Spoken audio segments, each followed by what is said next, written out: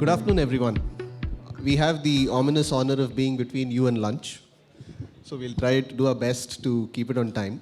And since we have unfortunately had two absentees in terms of Mr. Patnaik and Savita not being able to make it for some personal reasons, I see it as an opportunity because we have two organizational yoga masters with us, and I'll explain why I use the term yoga masters, whom you can indulge in even more and probably give ourselves more time for Q&A from the audience as well. So, as I was thinking about the topic, which is about how technology can play a role in embedding and reinforcing flexibility in people processes, I went back actually to one of the aspects of yoga. And one of the greatest paradoxes which is seen as a foundational element of yoga is found in the Patanjali Yoga Sutra, where there is just set of three simple words: Sthira, Sukha, Asanam. Right? When you look at a very direct translation, it means be in a steady, comfortable position. That's what those three words literally translate to. But as is the case with most things in Indian scripture, the meanings are actually far more deep-seated.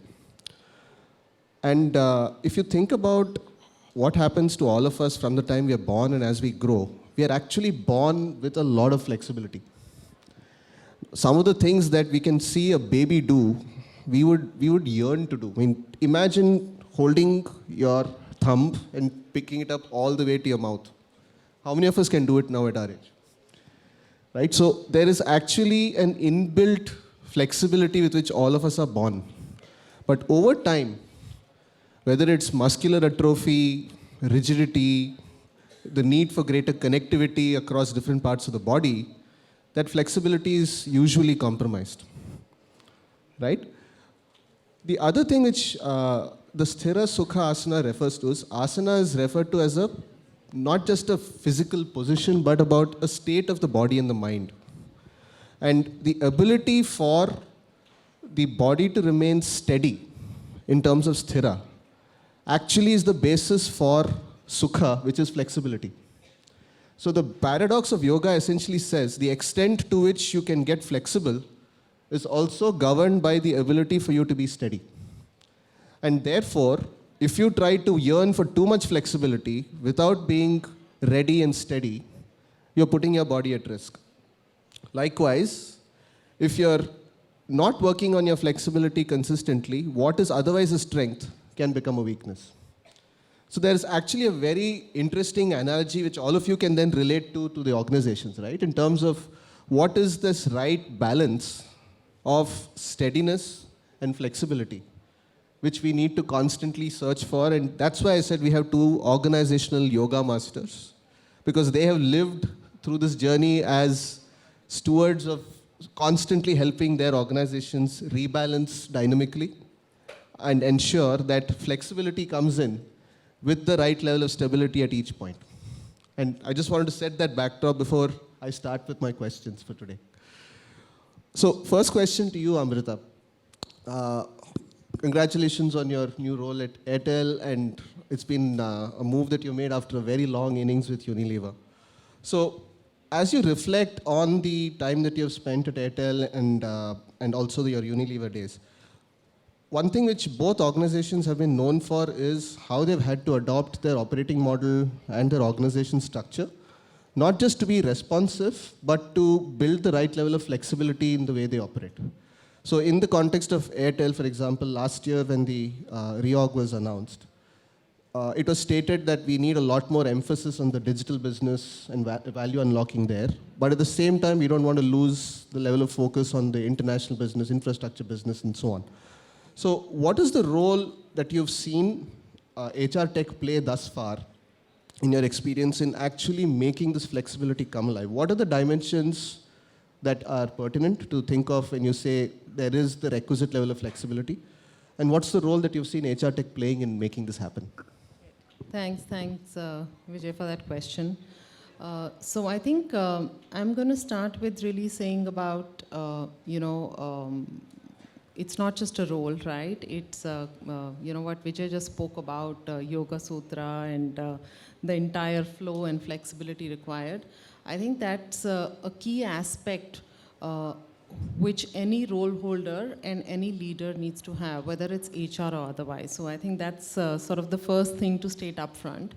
I think the second bit is when I look closer at Airtel, and you spoke about our reorg and you spoke about our shift towards digital businesses. The way we really look at it is not a shift towards digital businesses and other businesses. It's really about how at Airtel, we aren't just a telco, right? We are actually a digital business, and therefore bringing in digital, agile, flexibility, and leveraging all of these across all of our businesses and imbibing it there is what that big shift has been about, right? And that's really the org shift that we've gone through. And when I call ourselves out as a digital business, it's really important for us, you know, that the entire, not just the telco space, but any business landscape today is ever changing. It's fairly chaotic. And I think at the end of it, or right at the top of it, is really the ever-changing, evolving customer that is there. And when we look at our flexibility, be it about our business, our people, processes, what we keep at the center of it is our customer. And our entire endeavor is to ensure that we are flexing our business and org models to meet that customer need. I'll just give a few examples, right, across Airtel. How do we do this? What does it really mean? You spoke about our different businesses which are there. What happened during the pandemic, right? I think I had told myself I will stay away probably from a reference to the pandemic. But when we were standing outside, we were speaking about how it's the first time everybody's getting together post-pandemic. So the conversation was already on. But what happened kind of during the pandemic is that the business that we are in became even more center stage for all of us. And when I say us, I'm talking about us as a consumer, right? So it really became important for consumers, whether it is individual consumers, and which is linked to our B2C business, or it is corporate or business consumers, which is our B2B business. It became all the more important to ensure that we provide that connectivity and that essential service which is required. And that is where we dialed up some of the businesses that we are working on. And one of the examples is really our Airtel IQ business, which is a part of our B2B offering. And I can see Hina, who heads HR for our B2B business, sitting right there in the audience. So, so one of the things we were very clear about is that we need to really make sure that this offering, which is really important for our customer, our B2B customer, which is a cloud-based, end-to-end offering of messaging, video, all services all together is available across. I'll pause to put in context what this is. This is when you order something on, let's say, a Swiggy or any app, right? The thing which wires up the entire service in the background. That's what Airtel IQ is.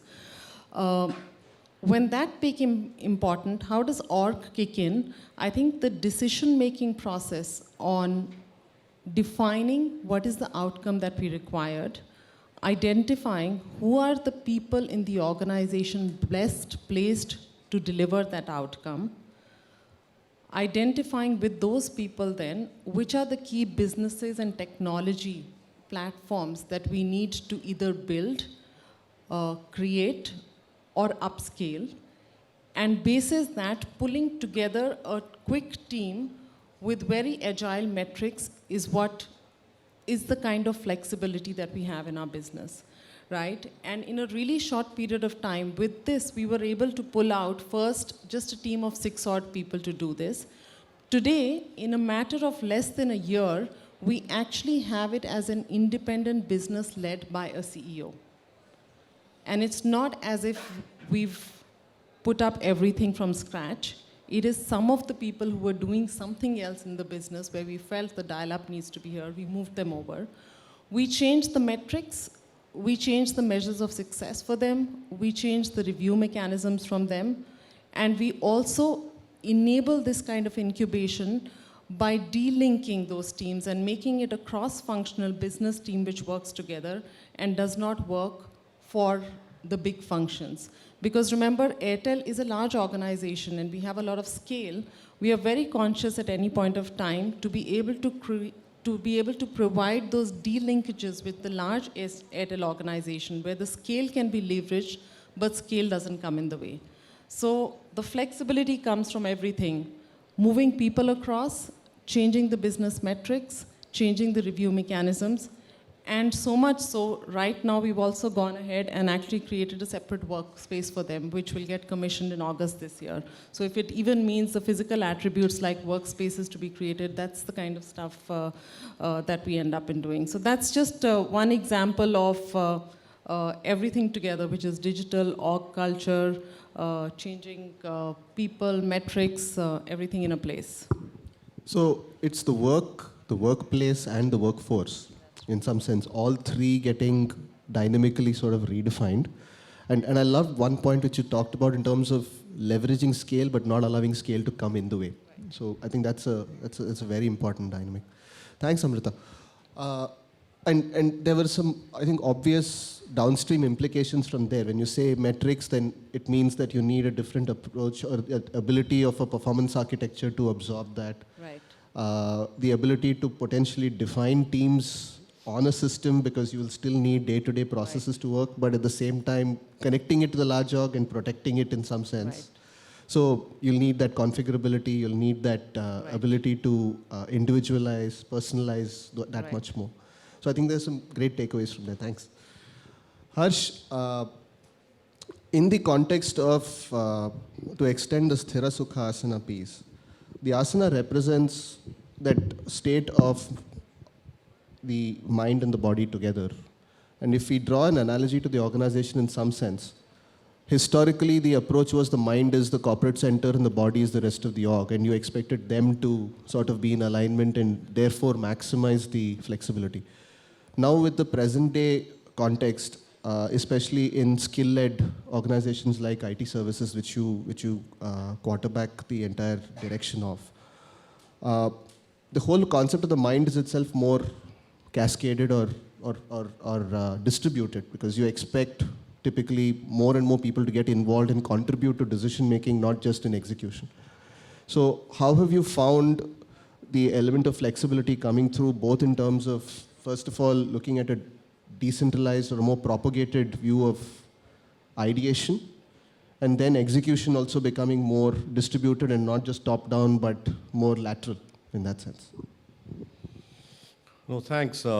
And wonderful to see all of you at 1 p.m. sitting here in the room and not running for lunch. Let me give you a perspective. And how many people in HR? Can you raise your hands? Yeah, almost everybody. Gosh. Okay. So let's understand the context. Okay. And we're talking about flexibility. And in the business context for us, we run an IT company with about 160,000 people. In about 105 countries. So what's changing?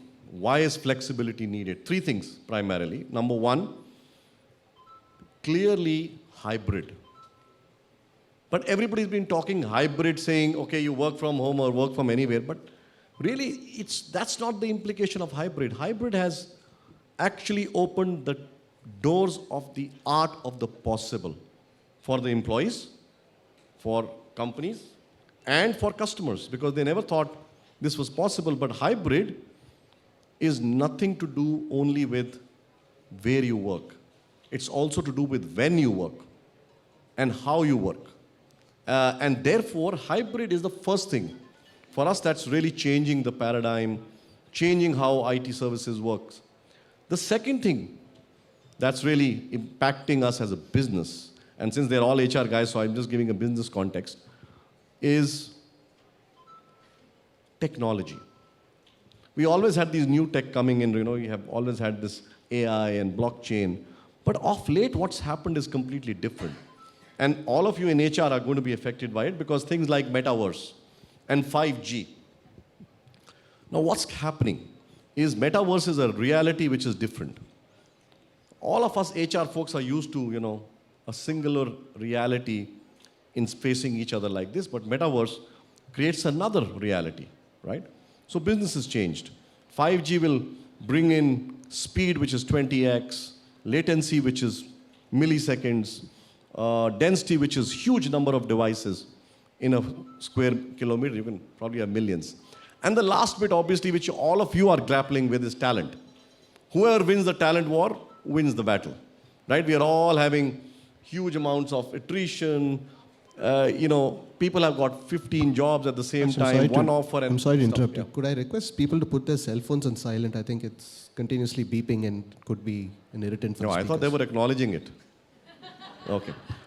So this is the context in which flexibility is becoming important, right? And if you look at HR and HR tech, right? And you asked me in that context, it's really very important to understand that it is actually rehumanizing us. We've always felt that, technology hai to, span of attention will be lower. Our kids should not be watching television and videos. But guess what? Everybody attended school with technology, and it's rehumanizing us by allowing us to use robotics to leave the mundane, okay? And therefore, people-to-people connections have come in. Second, it's a great equalizer. Women who took a break, gig workers, and even tier 2 cities, which are hardly, you can find them on the map, are now coming into the mainstream. Everybody is going there. And most importantly, we have to keep in mind, and in TechM, one of the primary things that we keep in mind is the balance between privacy and personalization. There are many times that we actually don't have this balance of privacy and personalization. So I'll give you some examples where we have used technology to really help not only enhance flexibility, but face the challenges of what I just talked about. So firstly, we launched our whole interview process on Metaverse. It's fantastic, it's brilliant, because now the candidate and the interviewer doesn't have to be in the same place, yet they interact in an immersive, real environment. It's not like video. It's actually sitting with each other and talking. Blockchain we used for background verification, and if you're all from HR, you know it takes months. We do it in a few minutes. And we use blockchain to help us with that. All our appointment letters now go on blockchain, which is great as an experience for the candidate. Then look at chatbots. What do chatbots do? Well, a simple thing is when you have to apply for leave, you just say, I want to apply for leave. You don't have to go into 15 email addresses and type your passwords 20 times. You just say it, it's done. And the chatbot informs your boss, your superior, it addresses your calendar. You don't do anything. When I come from a travel, which is I travel very often, I never fill up my travel vouchers. The bot does it for me. Similarly, we've recently launched another tool which is called Feed Forward.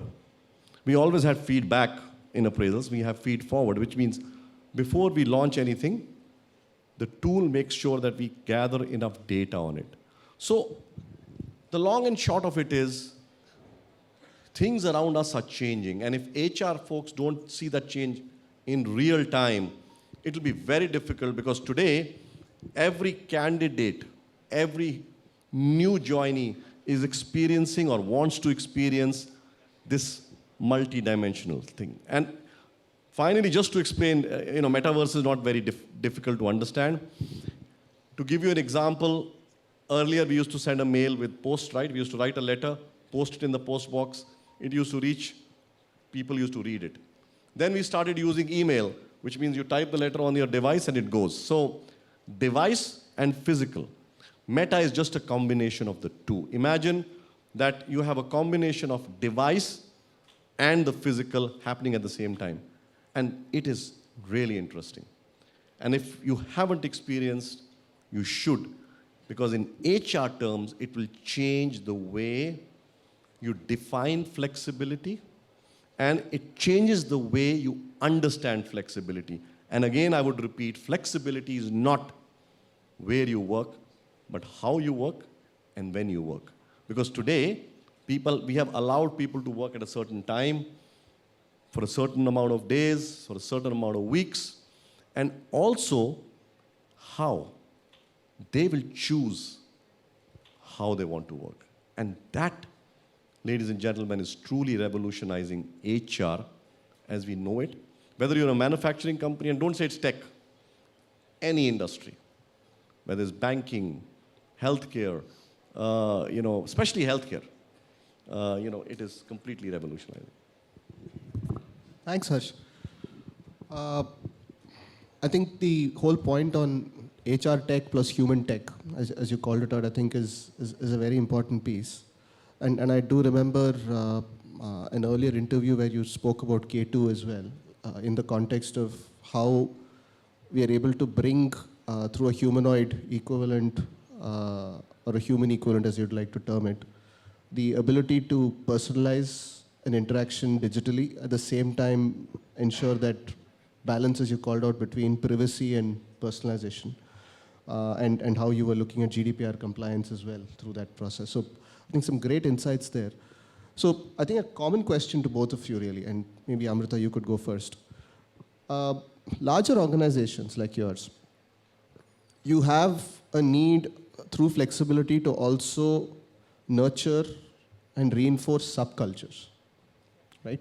Because some of it may be down to either new businesses that are, or businesses which are at different levels of maturity and therefore need a different vibe to how they need to run, or a rhythm to how they need to run. Some of it could be down to capability which we bring in inorganically, right? Where we would have a strategic view of how we either preserve certain unique subcultures with those capabilities at arm's length, and or then over a period of time seek to integrate as needed. So there could be different trigger points, but the reality is that we have many orgs in an org to work through, and flexibility therefore becomes very important. So both in terms of how you approach it from a policy and operating model view, as well as the role that you again see HR tech playing to enable this, would love to hear your thoughts. Amrita, if you could go first.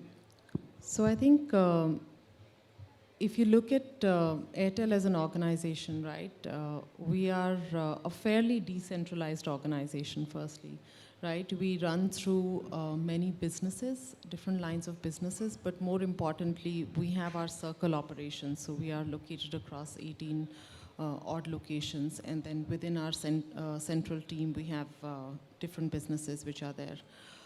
What we clearly do is that we have, and I'll probably pick up one example, which is probably about our employer value proposition or our employer brand. If you look at our master employer brand that we speak about, it's about innovations that create an impact. Now that's something which holds true everywhere. It's really what is the definition of innovation, and how do we enable, reward, and really create that culture of innovation across.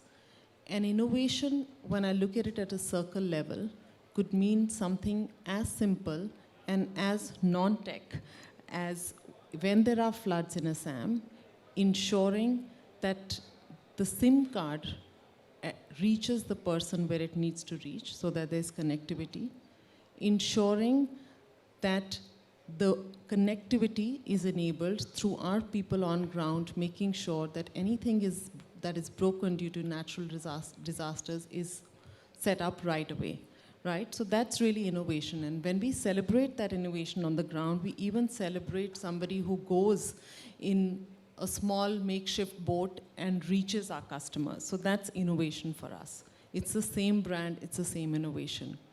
When we speak about that innovation in the digital world or in one of our businesses, and I'll take probably our Wink Music, which is our music platform, that innovation for us is really about how do we create a platform for artists, and our ability to create the platform for budding artists, grassroots artists, to get that voice, and enabling through technology the right customer base for it, is again an innovation, and we celebrate that there. And we make sure that we have the process and the system of capturing and celebrating it. When we take this innovation across to the previous example where I speak about when it's a B2B customer, it's about really making sure we are equipping them with the cloud technology. All our employees across understand that this is what the Airtel brand is about, which is customer centricity and innovation. But we bring it alive to our different teams in different ways. And it's a simple example, but it's kind of a tricky one, because sometimes when you sit together and you use a lofty word like innovation, it seems like innovation is landing on the moon, or innovation is something which can only be done by one part of the organization or other. Where technology comes in this is how we cascade this across, how we enable this across teams, how we make sure that everybody is connected with what's happening across the organization, and how we actually use our infrastructure across the organization and across the length and breadth of our customer base to really quickly replicate and use one thing from the other end. And that's where we're really using technology. But the flexibility is in the definition, the flexibility is in the reward and recognition framework, and the flexibility is in allowing different business units to really take forward a subculture across, and ensuring at the same time we have one master culture. So that's kind of an example of having subcultures, sub-businesses, but really making sure that everybody comes together and is able to appreciate and recognize each other. That's fantastic. And what is beautiful about the point that you made is that we can have certain horizontal or organizational themes. For example, in your case, consumer centricity and innovation. But it has to, in terms of a subculture, make sense for the business, make sense for the realities of the customers of that business. And then figuring out the other angle that you also brought out on, how we can harvest the ideas as well as infrastructure that's available in different pockets of the org to make that available and something that can be leveraged across different pockets.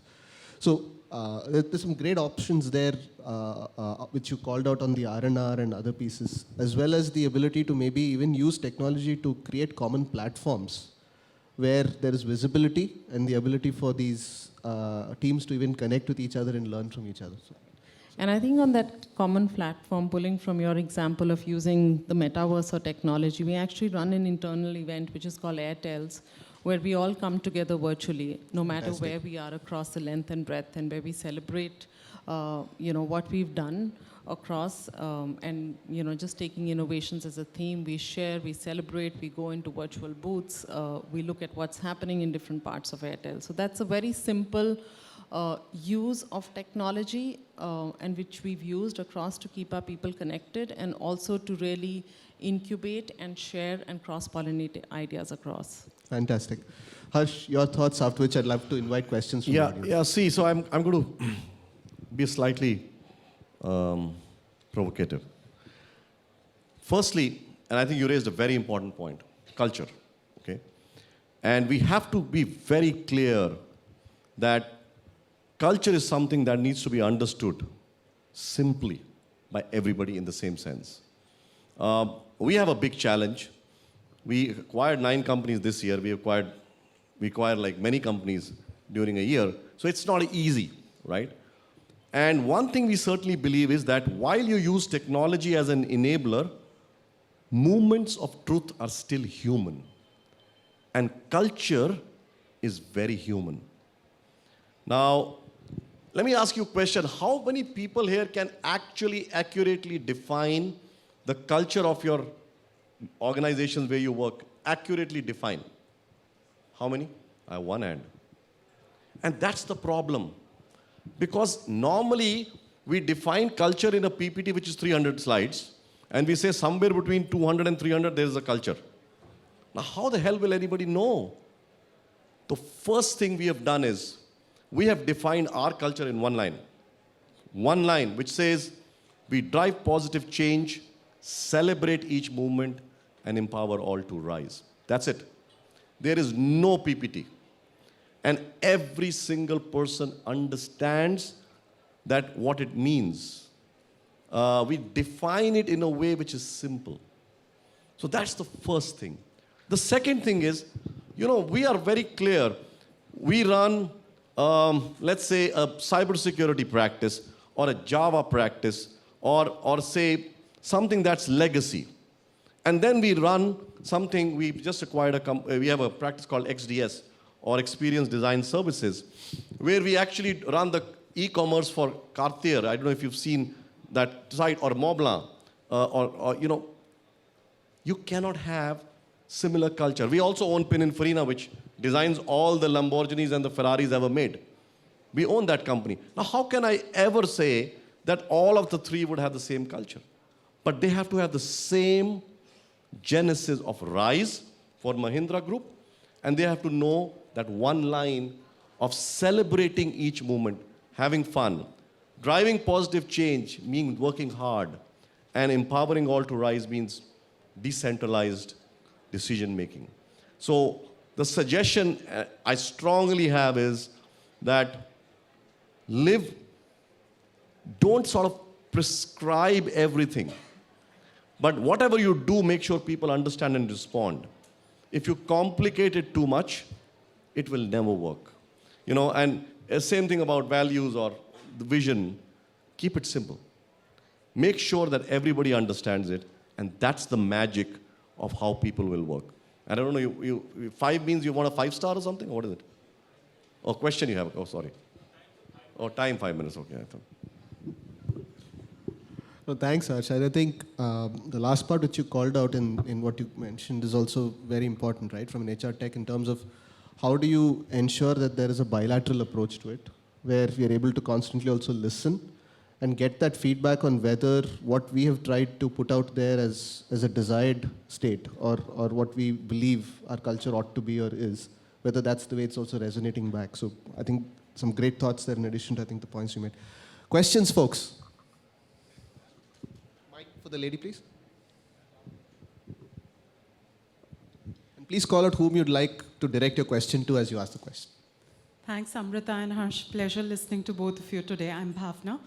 My question really is, and this is for both of you, in organizations where you have a lot going on, mergers and acquisitions, business getting reshaped continuously thanks to the market, how do you build the appetite for technology changes and for constant upgradation, even though it leads to an improved employee experience? Okay, so listen, so it's a very simple answer, Bhavna. Never adopt technology for the sake of technology. So I'm very surprised when some HR folks say, oh, by the way, we want to can you help us? We want to put in blockchain. That means nothing. Or AI or metaverse. The outcome has to be employee experience, or what we call human experiences. So whatever you do, your end result has to be to make lives of humans better, to get employees more excited. When we put in facial recognition, everybody said, oh, wow, you put in AI. But I said, no, we got rid of ID cards because people hated carrying ID cards and swiping everywhere, and their payrolls getting missed. Everything now works on the face. So at the end, it is human experiences. It is not about technology. And even if you're busy and you're not using technology, you are left behind because you can do so much more, whether it's efficiency, effectiveness, consistency of any message. If I'm having, my company is in 105 countries. I can't even send an email because people don't understand the language, right? So unless I use technology, I can't even communicate, let alone anything else. So I think it is not about separately doing something for the sake of technology. It has to be a backbone of everything that we want to impact the employees for, the customers for, and the larger audience for. And never, ever take technology as a separate initiative. So because people also have, this is my technology department. Everything is technology. It's HR, right? And HR tech is HR first. So the H of HR is important, and then the tech comes to enable the H, or the human workforce, better. I think the only thing I would add and probably sort of amplify from what Harsh said is, I think gone is the age of big bang changes in technology, right? The entire bit is how can we be constantly innovating and making those changes as we go along. And therefore, there is the seamlessness of the change, and therefore it's more of an organic evolution that also happens in technology. It's very closely linked to the consumer needs or the employee needs, because our needs are constantly changing, right? How do we stay in sync and do that? And maybe a peg for us to keep when it comes to HR changes and HR tech is the way the overnight changes happen in whether it's your Android or your Apple phone, right? It's the new versions which come in. You don't really know how the thing happens. So the seamlessness of making bite-sized changes, don't wait for big bangs, and keep it relevant and close to the customer and employee need. So I think, Bhavna, thanks for the question. Yeah, I'll just paraphrase one piece. I think the key is, therefore, adoption having both at the heart of it human experiences and an intent to improve human experiences, and to Amrita's point, the need to make it both continuous and seamless and incremental, and not just try to do big things all the time. I think we have time for one more question. Can we give the lady a mic?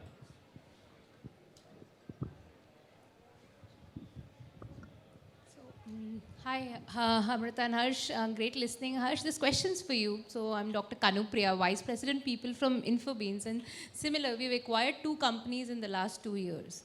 So I loved your litmus test. Can you define the culture of your organization in one statement? So especially when it comes to mergers and acquisitions, changing the culture, especially for the organizations that gets acquired and then you become one big family. What are some tangible tips that you would like, or some direction as what are those steps that we should take when you actually need to merge the cultures together? Well, that's a very difficult question because we've not done it perfectly every time. But I can tell you one thing. The fallacy lies in the question where you say, how do we merge the culture of the acquired company? Remember, you have to take the best of both the worlds. Many times the companies that you acquire, irrespective of the size, have something unique. I think the idea is to respect what each company has and adopt the best. Never ever take for granted that you have all the right processes and everybody else you're acquiring really don't have much. So as long as we are open, and we will make mistakes, because this is so soft, so sensitive. When we acquired Satyam, imagine Satyam was so large. It was larger than us, and when we removed the board, people cried. And we had to do so much to make sure that, we said no, we actually took in 80% of the processes from Satyam. And so it is never only the acquired company, it is also the conversation between, how companies get acquired and the acquiring company. Okay, we are out of time, and the speakers would be available for at least a bit after if you'd like to meet them. But thank you, Amrita. Thank you, Harsh.